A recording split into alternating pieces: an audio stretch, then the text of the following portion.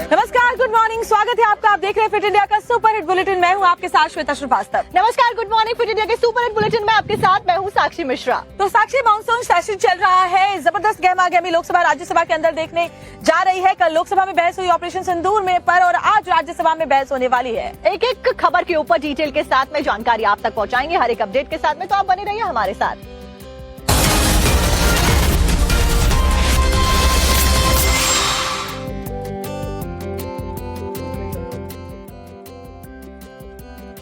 और चलिए इसी के साथ में बुलेटिन की शुरुआत करते हैं। पहली खबर आपको राज्यसभा से बताते हैं, क्योंकि आज राज्यसभा में ऑपरेशन सिंदूर के ऊपर चर्चा होने वाली है। बीते दिन लोकसभा में जोरदार हंगामा भी देखा गया, प्रधानमंत्री को जवाब देते हुए देखा गया, और आज राज्यसभा में चर्चा होने वाली है। और विजय चौक पर हम मौजूद है। इस खास लोकेशन पर मौजूदगी इसीलिए क्योंकि जबरदस्त गहमागहमी देखने को मिल रही है। कल लोकसभा में चर्चा हुई, प्रधानमंत्री ने जबरदस्त तरीके से एक एक सवाल का जवाब दिया विपक्ष के। और आज विजय चौक से हम आपको फिट इंडिया का सुपर हिट बुलेटिन दिखा रहे हैं, क्योंकि आज राज्यसभा में बहस होने वाली है। सरकार और विपक्ष के बीच हंगामे के आसार हैं। तो देखिए, वहीं आज उम्मीद जताई जा रही है कि पीएम नरेंद्र मोदी और केंद्रीय गृह मंत्री अमित शाह आज भी राज्यसभा में बातचीत कर सकते हैं। हालांकि जेपी नड्डा और विदेश मंत्री एस जयशंकर आज चर्चा में भाग लेने वाले हैं।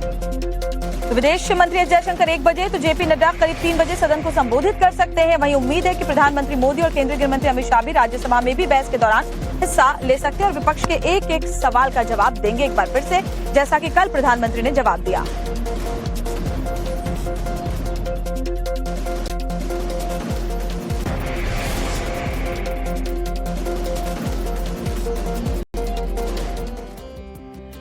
तो कल प्रधानमंत्री नरेंद्र मोदी ने लोकसभा में एक एक सवाल का जवाब दिया। विजय चौक से हम आपको आज ये खास बुलेटिन, फिट इंडिया का सुपर हिट बुलेटिन इसीलिए दिखा रहे हैं ताकि, क्योंकि सदन की तमाम खबरें आपको बताएंगे। आज भी जबरदस्त हंगामा राज्यसभा में देखने को मिल सकता है। साक्षी, बिल्कुल श्वेता, बीते दिन हमने देखा कि कैसे विपक्ष लगातार हंगामे कर रहा था और नारेबाजी कर रहा था, लेकिन बावजूद इसके प्रधानमंत्री नरेंद्र मोदी ने एक एक जवाब बहुत सटीक तरीके से दिया। पीओके को लेकर, पाकिस्तान को लेकर और अमेरिका को लेकर भी खास बयानबाजी पीएम के द्वारा दी गई और जवाब दिया गया। आपको दिखाते हैं पूरी खबर। कुछ लोग जानबूझ करके कुछ चीजें भूलने में इंटरेस्टेड होते हैं। देश भूलता नहीं है, देश को याद है। 6 रात और 7 मई सुबह ऑपरेशन हुआ था, और 7 मई को सुबह भारत ने प्रेस कॉन्फ्रेंस हमारी सेना ने की, और इस प्रेस कॉन्फ्रेंस में भारत ने स्पष्ट कर दिया था, और पहले दिन से क्लियर था कि हमारा लक्ष्य है आतंकियों के आका, आतंकियों की जो व्यवस्थाएं जहां से होती है वो, और उनके अड्डे, उनको हम ध्वस्त करना चाहते थे। मैं डंके की चोट पर दोबारा दोहराता हूं, भारत की सेना ने पाकिस्तान की सेना को चंद मिनटों में बता दिया कि हमारा ये लक्ष्य था, हमने लक्ष्य पूरा कर दिया है। तो प्रधानमंत्री की जो स्पीच कल उनके द्वारा दी गई श्वेता, उससे एक बात तो जाहिर है कि पाकिस्तान के होश जरूर उड़ गए होंगे। जहां सत्ता पक्ष के जितने भी मंत्री और लोग हैं वो सभी गदगद हो रहे थे, क्योंकि प्रधानमंत्री एक के बाद एक पलटवार कर रहे थे। और वहीं दूसरी तरफ जो विपक्ष है वो ये जरूर सोच रहा होगा कि प्रधानमंत्री को ललकारना उन्हें उल्टा जरूर पड़ गया है। हालांकि राहुल गांधी बार बार ऑपरेशन सिंदूर पर जिस तरह से हंगामा कर रहे थे, उनको लगा था कि प्रधानमंत्री को उन्होंने फंसा लिया है, लेकिन प्रधानमंत्री ने एक एक बात का जवाब पुरजोर तरीके से दिया। लेकिन राहुल बार बार बोलते रहे कि पीएम संसद में ये बोल दे कि ट्रंप झूठ बोल रहे हैं। 29 टाइम्स ही सेड, 29 बार उन्होंने बोला कि भैया मैंने सीज फायर करवाया है। अच्छा, अगर वो झूठ बोल रहे हैं तो अपने भाषण में यहां प्रधानमंत्री कह दें कि वो झूठ बोल रहे हैं। यहां पे अगर दम है तो यहां पे प्रधानमंत्री बोल दे कि ट्रंप झूठ बोल रहे हैं। If he has the courage of Indira Gandhi, yes, let him say here, yes, let him say here, yes, that Donald Trump, you're a liar, yes, that you did not make a ceasefire, and that we did not lose any planes. Let him say it here. if he has the courage. मैं आज दोबारा कह रहा हूं, ये भारत की स्पष्ट नीति थी, सुविचारित नीति थी, सेना के साथ मिलकर के तय की हुई नीति थी और वे ये थी कि हम आतंक, उनके आका, उनके ठिकाने, ये हमारा लक्ष्य है। और हमने कहा, पहले दिन प्रेस कॉन्फ्रेंस में कहा है कि हमारा एक्शन नॉन एक्सीलेटरी है, ये हमने कह करके किया है। और इसके लिए साथियों हमने हमला रोका। अध्यक्ष जी, दुनिया के किसी भी नेता ने भारत के ऑपरेशन रोकने के लिए नहीं कहा। ऑपरेशन सिंदूर के अलावा प्रधानमंत्री नरेंद्र मोदी ने कांग्रेस के काले पन्नों को भी खोला। उन्होंने इतिहास, जब आजादी के बाद जो फैसले कांग्रेस सरकार की तरफ से लिए गए थे उसको लेकर के भी सवाल उठाए और इतिहास के पन्नों को खोलते हुए ये कहा कि जो फैसले कांग्रेस ने लिए थे उसकी सजा आज भी देश भुगत रहा है। प्रधानमंत्री नरेंद्र मोदी ने कांग्रेस को उसका काल याद दिलाया। प्रधानमंत्री ने बताया कि कैसे 2014 से पहले कांग्रेस की सरकार थी और आजादी से लेकर 2014 तक कांग्रेस ने कुछ भी नहीं किया और बल्कि पाकिस्तान को पीओके को कब्जाने का जो अवसर था वो कांग्रेस ने ही दिया था। और उसके बाद में कैसे कांग्रेस मौन व्रत धारण करती हुई नजर आई, आप भी देखिए। कांग्रेस ने हमेशा नेशनल सिक्योरिटी पर समझौता किया। आज जो लोग पूछ रहे हैं पीओके को वापस क्यों नहीं लिया, वैसे ये सवाल मुझे ही पूछ सकते हैं और किसको पूछ सकते हैं।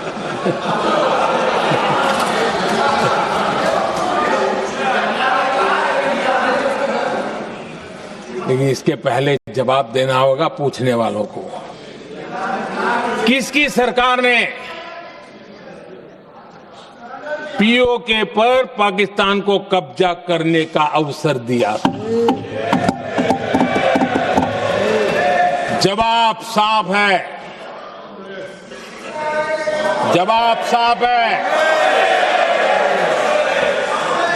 जब भी मैं नेहरू जी की चर्चा करता हूं तो कांग्रेस और उसका पूरा इकोसिस्टम बिलबिला जाता है, पता नहीं क्या है।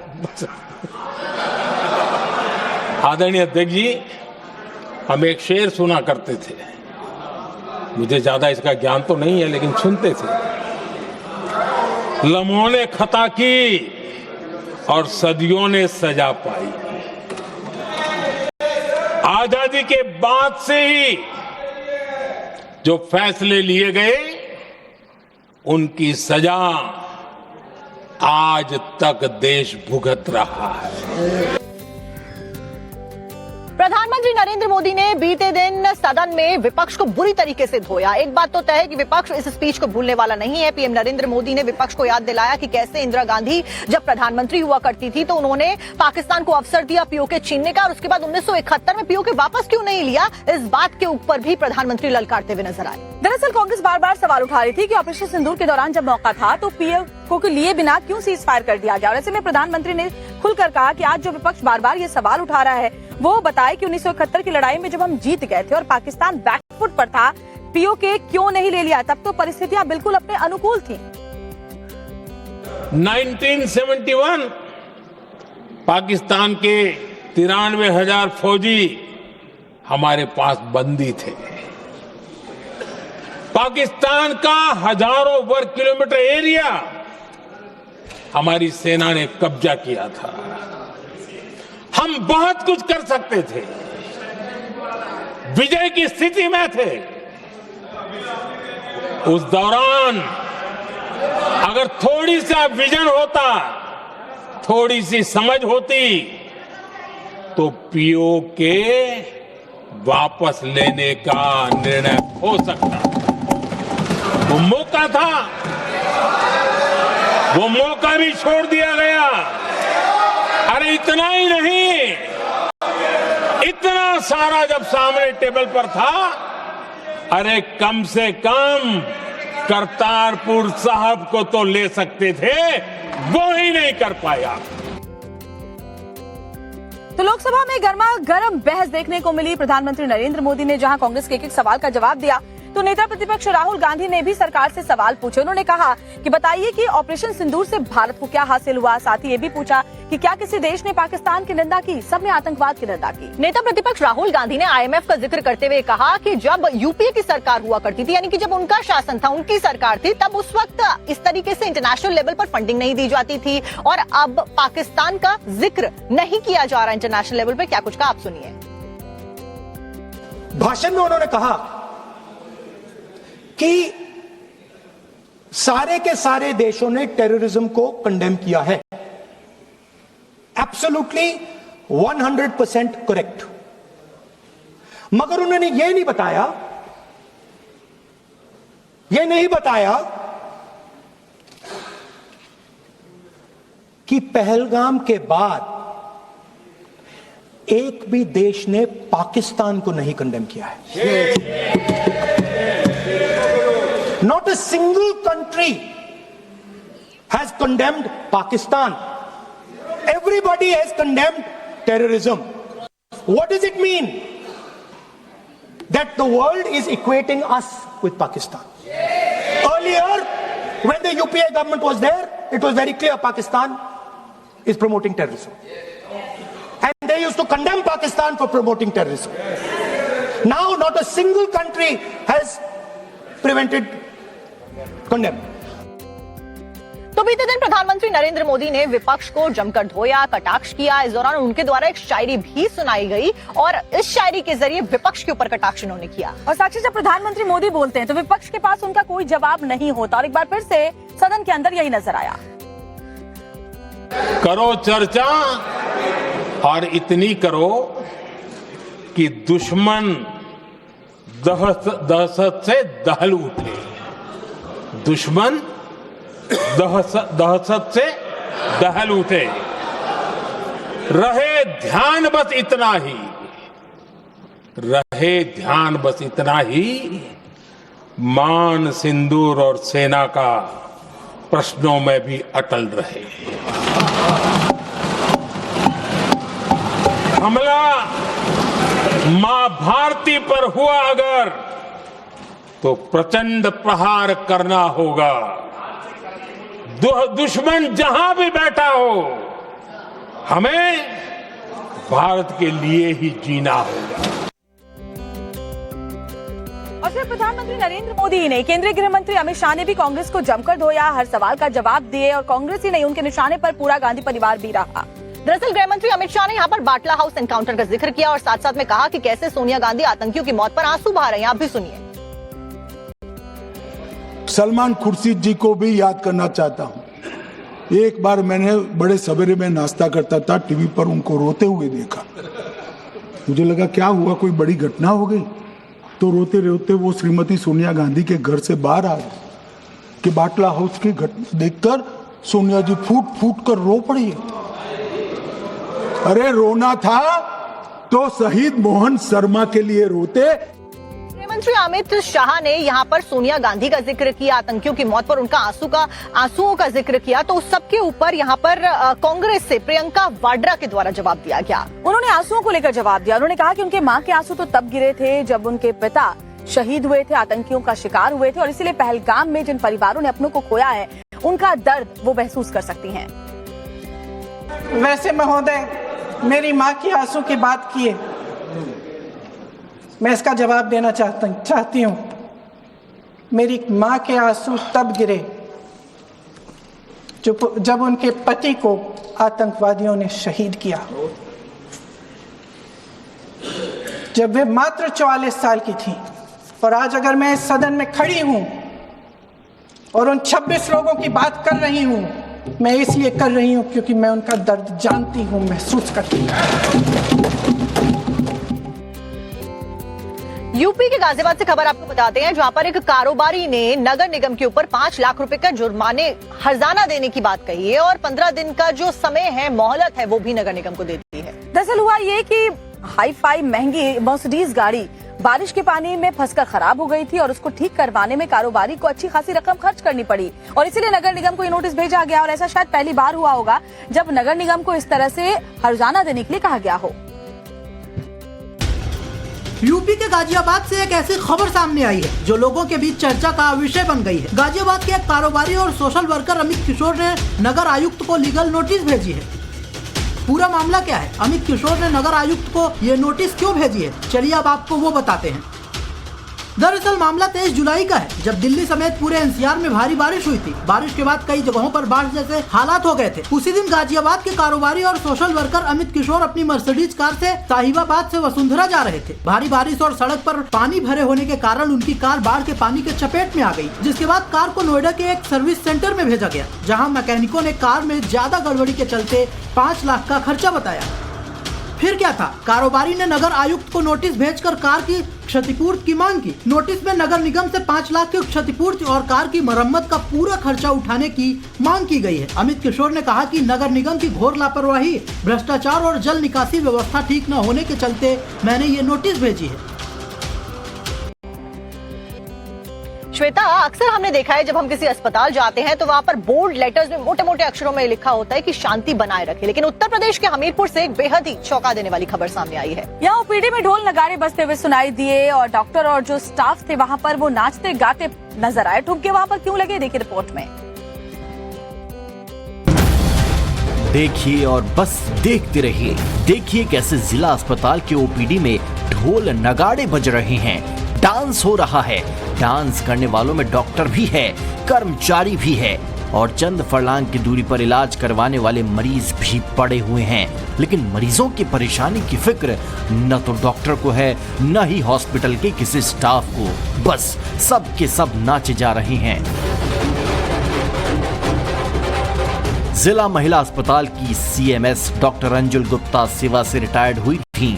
वहीं जिला पुरुष अस्पताल के बड़े बाबू खुर्शीद का ट्रांसफर हुआ था। एक साथ सामूहिक रूप से विदाई दी गई। जिला महिला अस्पताल के बड़े हॉल में विदाई समारोह की पार्टी दी गई थी। इसमें अस्पताल के सीएमएस डॉक्टर एसपी गुप्ता और तमाम अधिकारियों के साथ ही पुरुष और महिला अस्पताल के स्टाफ ने शिरकत की। ढोल नगाड़े और डीजे के गाने पर कर्मचारियों और डॉक्टरों ने जमकर डांस किया। इस पार्टी की वजह से अस्पताल में भर्ती तमाम मरीज परेशान हुए। इस वीडियो को लेकर अस्पताल के अफसरों में हलचल मच गई है। सीएमओ डॉक्टर गीतम सिंह ने बताया कि ये वीडियो 1 महीने पुराना है जो अब सोशल मीडिया में वायरल हो रहा है। बताया कि इस मामले की जांच कराई जाएगी।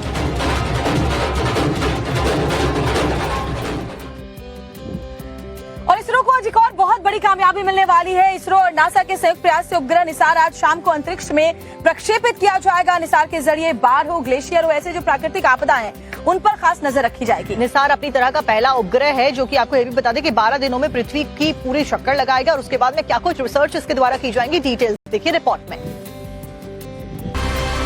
इसरो नासा का संयुक्त मिशन निसार आज अंतरिक्ष में प्रक्षेपित होने के लिए तैयार।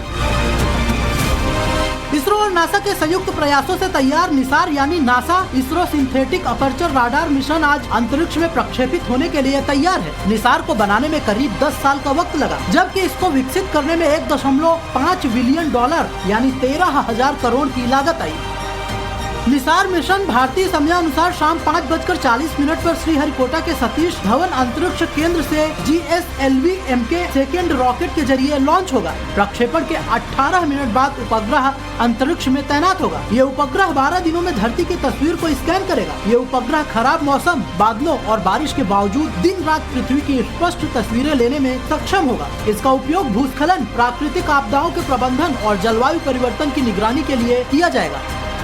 निसार की मदद से धरती के हर क्षेत्र पर नजर रखना संभव हो सकेगा। ये सैटेलाइट 740 किलोमीटर की ऊंचाई पर स्थापित होगी। ये एक अत्याधुनिक राडार सैटेलाइट है जो बादलों और बारिश के बावजूद 24 घंटे पृथ्वी की तस्वीरें ले सकता है। इसका उद्देश्य बाढ़, ग्लेशियर, कोस्टल इरोजन जैसी प्राकृतिक घटनाओं पर नजर रखना और उसकी पहले से ही जानकारी देना है। इससे दुश्मन देशों की गतिविधियों पर भी पैनी नजर रखी जा सकेगी। ये उपग्रह न केवल भारत और अमेरिका बल्कि पूरी दुनिया के लिए फायदेमंद साबित होगा। और अब बात करते हैं धर्मांतरण के बड़े नेक्सस की, जिसका भंडाफोड़ हुआ छांगुर गैंग की। छांगुर के बाद में अब नवीन रोहड़ा के ऊपर ईडी शिकंजा कसने के लिए तैयार है। और ये तो नसरीन की भी रिमांड लेने की कोशिश ईडी की टीम करने वाली है। विदेशी अवैध फंडिंग के मामले को लेकर छांगुर के बाद अब उनके 2 सहयोगियों के ऊपर भी अब ईडी का शिकंजा कसता हुआ नजर आ रहा है। तो कई सारे बड़े खुलासे हुए छांगुर के नेक्सस को लेकर। विदेशी फंडिंग की बात भी कही गई, दुबई और कई सारे विदेशों से भी फंडिंग मिल रही थी, और अब दूसरे नेक्सस के ऊपर भी बड़ा शिकंजा कसा जाएगा।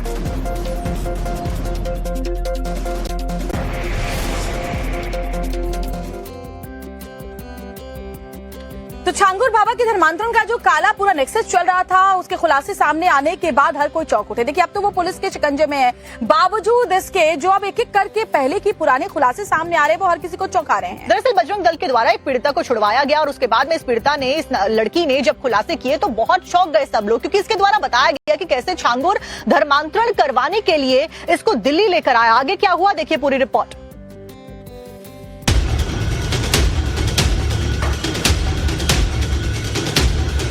बलरामपुर टू फरीदाबाद छांगुर का जाल, धर्मांतरण की खौफनाक साजिश का प्लान। 16 साल की नाबालिग को झांसे में फंसाया, धर्मांतरण कराया, खुलासे से मचा हड़कंप। एक एक करके छांगुर की पापी दुनिया का राज सबके सामने आने लगा है। यूपी के बाद फरीदाबाद और दिल्ली तक छांगुर की धर्मांतरण की खौफनाक साजिश का खुलासा हुआ है। बताया जा रहा है कि फरीदाबाद की नाबालिग लड़की को नेहा खान और आमिर ने अपनी जाल में फंसाया और उसके बाद धर्मांतरण कराया। तो उसके भाई ने मुझे ली और उसके बाद वो 1 महीने बाद मुझे हजरत निजामुद्दीन की दरगाह पर लेके गए थे घुमाने के लिए। नेहा खान और आमिर हुसैन का पूरा परिवार। जाने के बाद वहाँ पे मेरी मुलाकात करवाई थी एक छांगुर बाबा से। नाबालिग का धर्मांतरण दिल्ली के निजामुद्दीन दरगाह में छांगुर ने खुद ताबीज पहना कर किया। उसके बाद हिंदू लड़की को नया नाम दिया, आयत। लड़की का आरोप है कि आमिर नाम के आरोपी ने उसको प्रेम जाल में फंसाया और फिर दिल्ली के छांगुर बाबा से उसकी मुलाकात कराई, जहां पर उससे धर्म परिवर्तन करने के लिए बोला गया। उन्होंने बोला कि ये हिंदू है, ये मुसलमान। तो आमिर बताता है ये हिंदू है। तो छांगुर बाबा कहते इसके साथ साथ तो तुम भी जन्नत नसीब करोगे। उसके बाद बोलने लगे इसकी अभी उम्र कितनी है, तो आमिर ने बताया इसकी उम्र अभी तकरीबन 15 साल की है ये।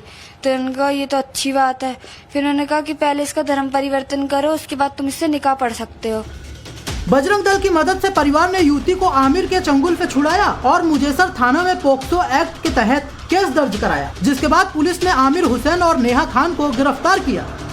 बस ये है कि सब भाइयों की मेहनत थी और ये नेहा खान है, ये इसने पहले भी एक लड़के को लव जिहाद में फंसाया। 17 साल के नाबालिग के लड़के को फंसाया, उससे शादी करी, उसके आधार कार्ड में अपनी उम्र बढ़वा के। तो नेहा खान पीड़िता के मोहल्ले में रहती थी और उसने अपना पूरा नाम नहीं बताया, तो यहीं से साजिश की शुरुआत होती है। हाँ जी बिल्कुल। और ये लोग ऐसी टारगेट करते हैं कमजोर कड़ियों को, जैसे कोई गरीब घर से बच्चा है।